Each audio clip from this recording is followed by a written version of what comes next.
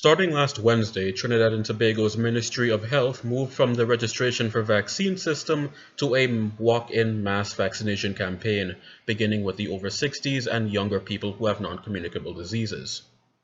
The campaign brought out large crowds, forming long lines at the vaccination centers across the country, but with a limited supply of vaccines, the majority of those who turned up were sent back home. A subsequent alphabet system in the following days did not stop the long lines and more disappointment. Over the weekend, Prime Minister Dr. Keith Rowley accepted full responsibility.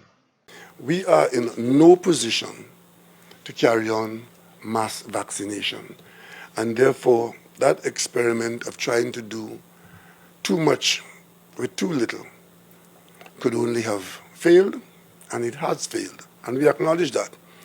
And I, as Prime Minister, unreservedly apologize to those who sought to work within that program and did in fact experience what was the bad day of Wednesday. The parliamentary opposition blamed the government for not planning properly and not recognizing low vaccine hesitancy among the population.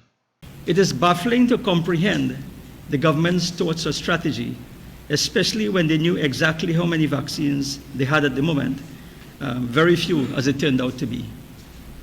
The government, in their wisdom or lack thereof, invited all and sundry to go for a vaccine, and then expressed dismay and shock when the population called their bluff. Some have actually termed this initiative last Wednesday as a bluff and blame strategy.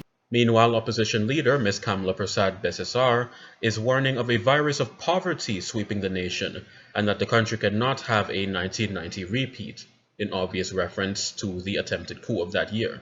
In response, Prime Minister Rowley said the opposition leaders appealing for a 1990-style insurrection to be the response of those citizens who are undergoing the hardships that many are currently experiencing is a most dangerous, damaging, and unpatriotic obstruction in this time of our national struggle in these pandemic times.